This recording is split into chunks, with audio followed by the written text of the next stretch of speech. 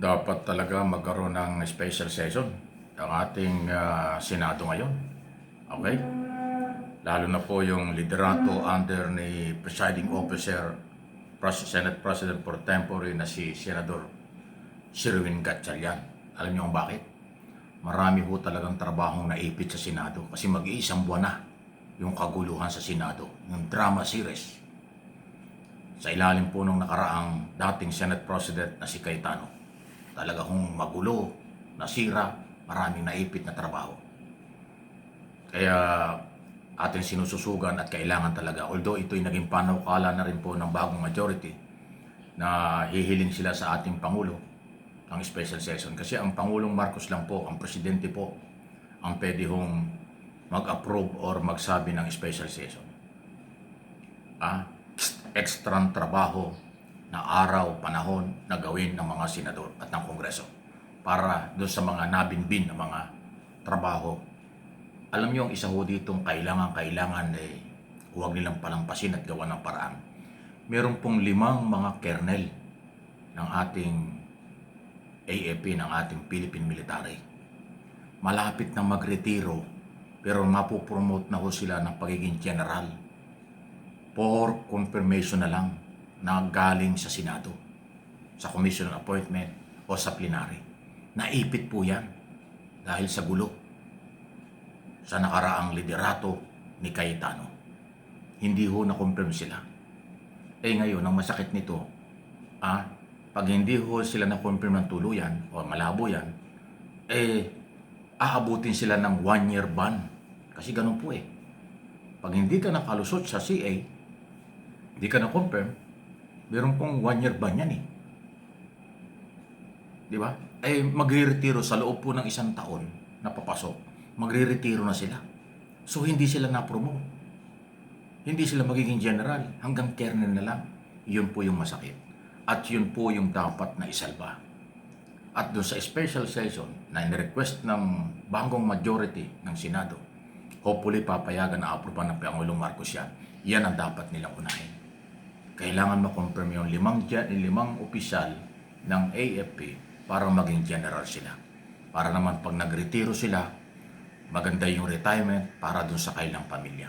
Kasi definitely magagalit ang military pagka ganyan. Kasi non-partisan ang ating military. Pero kung dahil sa sobrang politika at away sa Senado, nadadamay ang kailang promotion at kanilang kinabukasan kasama ang pamilya.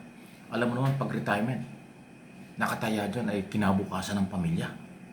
Dahil yung retirement ng isang opisyal, pasintabi na, malaking tulong nyo sa kanilang pamilya. Kung magre-retiro ng hindi na-promote dahil sa away sa politika, di ba sama nun? Kaya nararamdaman ko yung pagkadismaya sa ngayon ng ating sandatahang lakas sa nangyayaring yan. Hindi lang sila makapagsalita, hindi lang ho sila makapagreklamo kasi nga ho sila ay non-partisan. Kaya ako bilang Pilipino, bilang political vlogger, bilang mamamahayag, aking mong tinatalakay ito. Atin hong ipagdasal at iapila kay Pangulong Marcos, aproban ng special session. At nang maaproban, mahabol ng ating mga senador na ma-confirm itong 5 opisyal na ito ng military bago sila abutin ng retirement para naman po maging maganda ang kanilang at masaya ang kanilang retirement. Mahalaga yun. Mabuhay ang ating sandatahang lakas. Mabuhay ang ating lahat ng opisyal at kawalang sundalo kasama ang kapulisan. Huwag kayong mag-alala. Meron po kayong kakampi. Itong channel na ito ay kakampi sa inyo dahil kayo'y aming sundalo. Kayo'y naiipit dito sa ganitong away politika, pero huwag kayong mag-alala. Hindi kayo nag-iisa. Lahat tayo apektado. Pero dahil kayo po'y aming sundalo, kasama kayo sa ating ipinaglalaban. Ang aking po mga channel, itong channel na ito, MA Pinoy TV, at yung kabilang channel natin, Mike Abi Opinion. YouTube and Facebook page ay mananatiling saludo sa ating sandatahang lakas at kapulisan. Yung kailang pagiging non-partisan sa maraming pagsubok ay matatag at hindi talaga sila magpapagamit sa ganito. Kaya nga pagka ganitong mga isyo na kayo po ay naiipit, hindi ako tatahimik, mananawagan tayo. Kukulitin natin ang mga senador at ang Malacanang na gawin ang para sa inyo. isama sa agenda sa special session, aproban ang promotion, confirmation ng mga general na ito at yung iba pa. Maliban sa maraming panukalang batas na ipit. Kasi nga po, mula nung May 11 na mag-agaw at magkudita ang kampo ni Senador Cayetano sa liderato ng Senado, nagkawindang-windang na ang ating Senado at ang ating bansa. Nasira tayo dahil nga ho sa drama series. Agawan ng posisyon, putukan, takasan, iyakan, at ngayon naman ho ay isinunod pa nila yung kanilang sariling investigasyon kahit walang approval ang majority.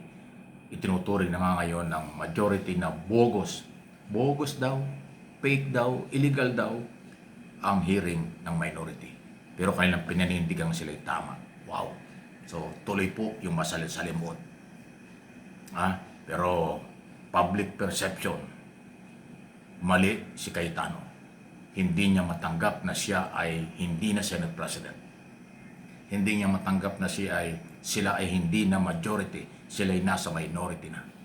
Katunayan nga sila ay mag-hearing kahapon 5-6 na nga lang na senador ang dumating. Wala yung mga Villar, wala yung Villanueva, wala si Senador Bongo. Di ba? 6 na lang sila doon.